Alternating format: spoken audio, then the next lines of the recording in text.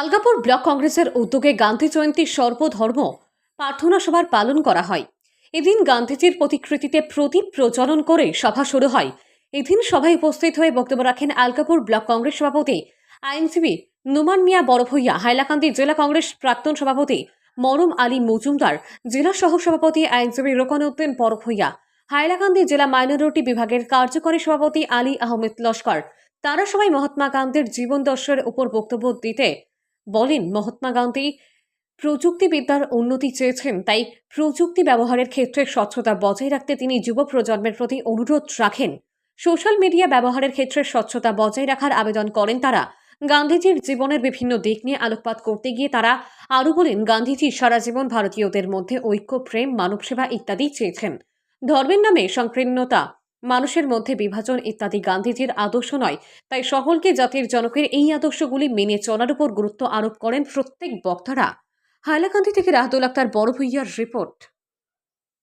উনি হিংসার পক্ষে ছিলেন না, অহিংস আন্দোলন উনি শুরু করেছিলেন এবং উনি অহিংস আন্দোলন শুরু করার পর উনার সঙ্গে আপনার খ্রিস্টান ধর্মাবলম্বী লোক, বুদ্ধ ধর্মাবলম্বী লোক এবং মুসলিম ধর্মাবলম্বী লোক, প্রত্যেক ধর্মাবলম্বী লোকের মানে যারা নেতৃস্থানীয় ব্যক্তিরা ছিলেন, সেই নেতৃস্থানীয় ব্যক্তিরা সর্বপ্রথম ওনার সঙ্গে বসে আলোচনা করে একটা স্ট্র্যাটেজি তৈরি করে যে ভারতে কিভাবে আমরা আন্দোলন করতে হবে।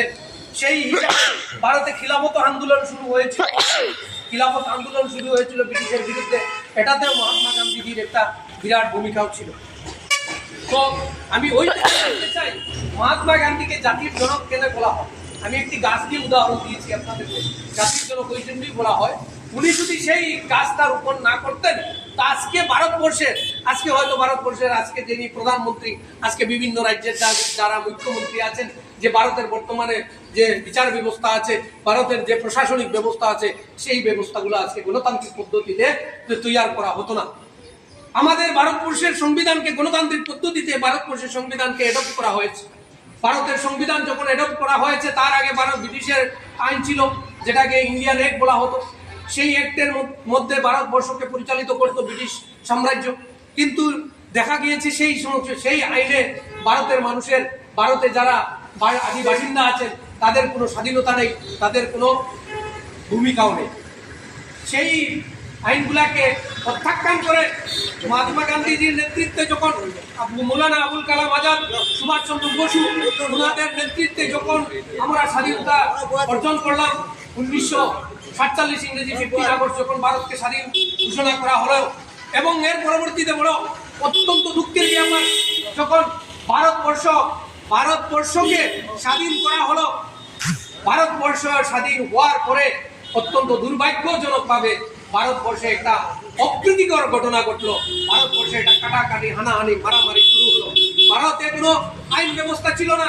তখন ভারতবর্ষে আইন প্রণয়নের জন্য যেভাবে আজকে আপনারা দেখছেন বাংলাদেশের অবস্থা, এই রিসেন্টলি বাংলাদেশের প্রধানমন্ত্রী যখন পালিয়ে গেলেন তাদের সেখানের জনগণের আন্দোলনের মাধ্যমে বয়ে, তো ভারতে সেই ধরনের এর চেয়েও আরো ভয়াবহ পরিস্থিতি তৈরি হলো।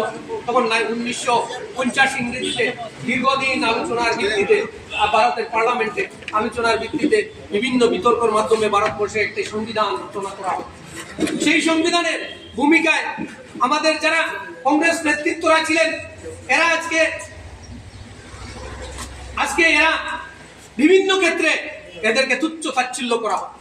বন্ধুগণ, অত্যন্ত প্রয়োজনীয়তা আছে মহাত্মা গান্ধীজির এই তিথিগুলো আমরা ভারতবর্ষের বর্তমান প্রজন্মের সামনে তুলে ধরে আমরা তাদেরকে স্মরণ করিয়ে দেবা, হু ওয়াজ মহাত্মা গান্ধী, উনি কে ছিলেন। আজকের মানুষ জানে না। আজকের মানুষ, অত্যন্ত দুর্ভাগ্যের ব্যাপার, আজকের মানুষ কালকে যিনি মহাত্মা গান্ধীজি এবং সংবিধান রচনার পরও যারা জন্ম হয়নি, আজকে উনারা ভারতের কি বলা হয়, ওনারা বলেন ভারত কে, আমি কি বলবো, হাস্যকর কথা, ওনারা টিভিতে কনক্লেভে বসে বলেন ভারত একটা স্বাধীন রাষ্ট্র। কি হয়েছিল? ভারত এটা লিজে নেওয়া স্বাধীন রাষ্ট্র। বিভিন্ন আজকের দিনও যারা সরকার চালাচ্ছেন তাদের নেতৃত্বরা বলে ভারত লিজে দেওয়া একটা স্বাধীন রাষ্ট্র। অত্যন্ত দুর্ভাগ্য ব্যাপার, ওরা জানে না। কারণ ওরা যে রাজনৈতিক দলে আছেন সেই রাজনৈতিক দলে এই মহাত্মা গান্ধীজির আদর্শ নিয়ে আলোচনা হয় না, সেই রাজনৈতিক দলে গডসে নিয়ে আলোচনা হয়। গতিকে আমরা অত্যন্ত সৌভাগ্যবান, আমরা জাতীয় কংগ্রেসের পতাকার তলে আছি এবং জাতীয় কংগ্রেসের পতাকা নিয়ে আমরা ভারতবর্ষকে দীর্ঘদিন শাসন করেছে কংগ্রেস দল, আর ভবিষ্যৎ দিনেও করবে।